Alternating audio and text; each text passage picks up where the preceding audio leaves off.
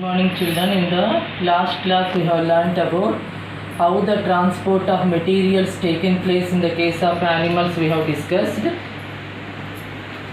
But in the case of plants, how the transportation of materials will be taken place. That is what we are going to learn today. And we know that in the case of plant there are some vascular bundles.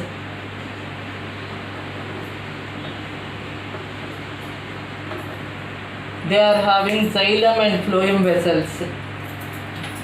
Xylem vessels and phloem vessels.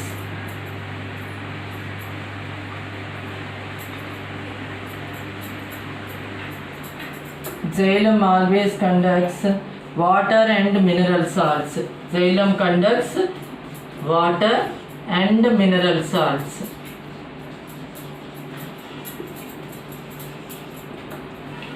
But phloem, it always conducts food materials. Food materials. In this way the transportation taken place.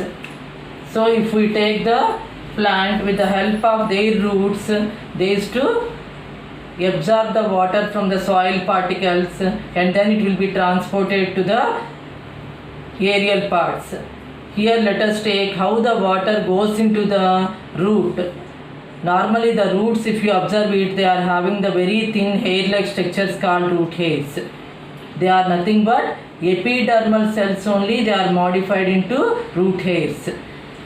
And here we are able to find that these root hairs, they are having the cytoplasm here, and this is what the center part is the vacuole, and here the nucleus. And when it lies in between the soil particles, very thin film of water will be there, and that water through osmosis it goes into the root hair. Thereafter here the low concentration will be there, and here onwards again it comes to the next cells, next layer of cells, epidermal cells. There the concentration of cytoplasm is greater than this. When it comes it will be diluted. Again from this low concentration to next layer of cortex cells we are able to find the water comes in this direction, and finally it reaches to the xylem vessels. These are the xylem vessels, and when the water comes to xylem vessels they are moving in the upward direction. Here cohesive forces and adhesive forces. Cohesive and adhesive forces.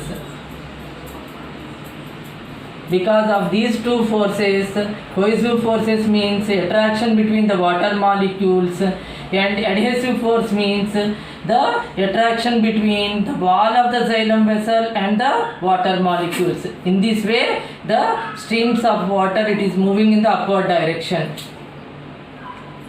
So here this is what the LS of root, showing relationship of root hair and soil water. How the soil water goes into the root hair, once again let us see by the process called osmosis. Osmosis means always the fluids they move from low concentration to high concentration.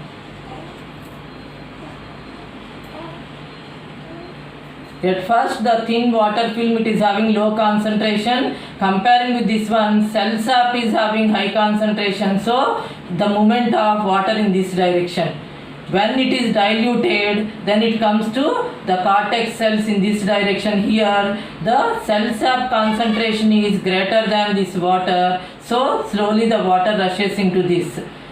And when these comparing with this layer of cells, here cortex cells, another layer will be there. Here the concentration of cell sap is greater than this. Again from low concentration to high concentration the flow taking place like this. And comparing with these cells, cortex cells, the concentration of cytoplasm in the xylem vessels it is greater. That is what again the water rushes in this direction. And finally the water molecule they make strands like this and they move in the upward direction. In this way The roots they absorb the water through root hairs and it will be supplied through xylem vessels to the above the ground. There is a shoot system to the leaves, to the stem, to the branches. For all the aerial parts it will be supplied. Let us learn about the transpiration. It is nothing but if the plant absorbs more water, the excess water will be expelled out of the plant body through stomatal openings.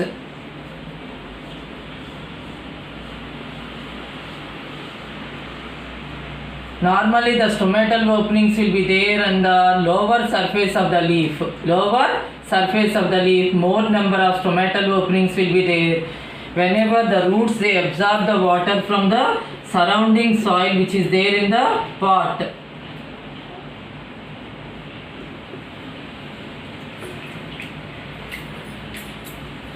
When it goes in this direction, excess of water it comes out in this through stomatal opening.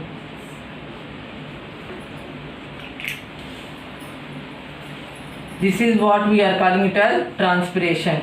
This transpiration it is in the small plants like herbs and all, only the root pressure. With what pressure? The roots, whatever the water they are absorbing from the surrounding soil, supplied to the other parts of the plant, that root pressure is sufficient for supply of water to the small plants like herbs and shrubs. But in the tall trees like eucalyptus, which are grown to eucalyptus,